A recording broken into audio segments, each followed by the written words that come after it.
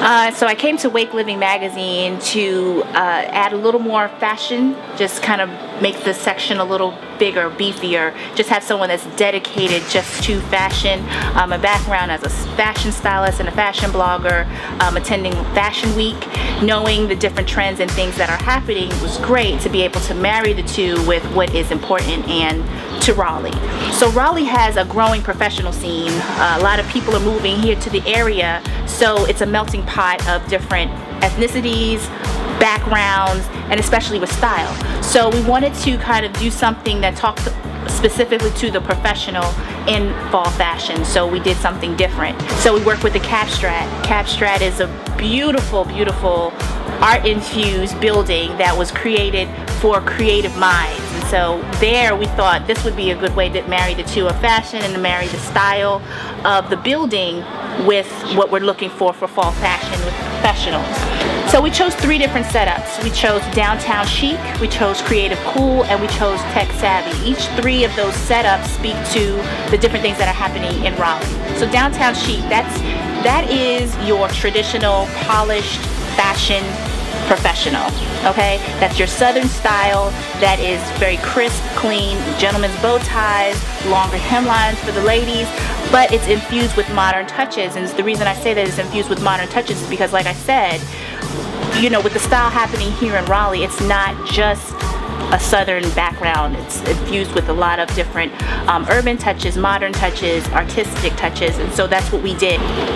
It's infused with a lot of different things, and so that's why we added the patterns that are different, pattern mixing.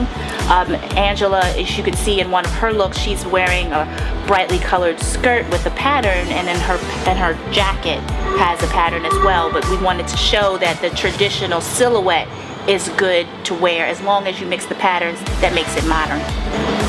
Then with the creative cool, those are your graphic designers. Those are the people that kind of have the fun jobs, and we choose these people based on the kind of creativity that they can bring. So they have to have creativity in their look.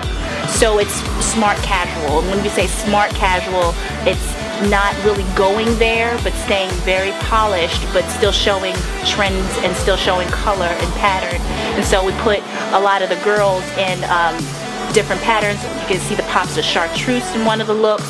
You see the animal print in the pants, and then Angela, she's wearing one of the brighter prints of the dresses. But we wanted to make sure that their shoes were still kind of traditional in a sense that were appropriate for work, but that they showed some fashion as well.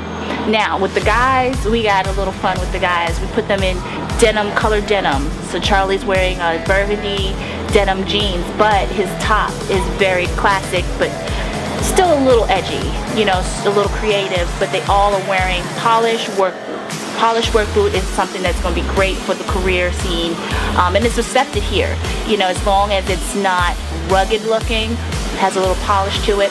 And those boots, they came from Lumina, which is a North Carolina based clothing company, and so those boots are there. So a lot of those looks came from Lumina as well.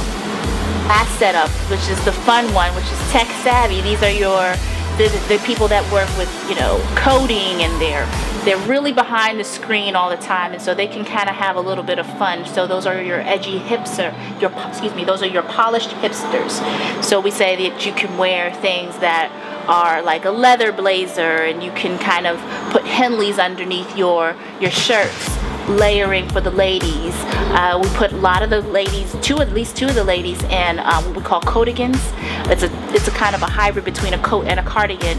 They're comfortable, but wearing those in creative prints, animal prints, okay, brocade, luxury prints, those are good. So with the hair, we chose to work with Salon, Povera, and the reason that we chose the specific looks for Camelia and for Angela and for Marcia was because, one, we wanted to show diversity, one, and when you think work, you always thinking about pulling your hair back in a ponytail, a bun, and so we wanted to show some different styles, and so we chose braided styles, which is important because it kind of gives the look of a pulled back look, so that you can kind of work and not worry about your hair being in your face. But it's a polished look as well, and it's trendy, and you can kind of have the mix of the two. Angela's is Angela's hair has 2 braids, and so she's kind of has hers off to the side, still a little messy, but it's still polished.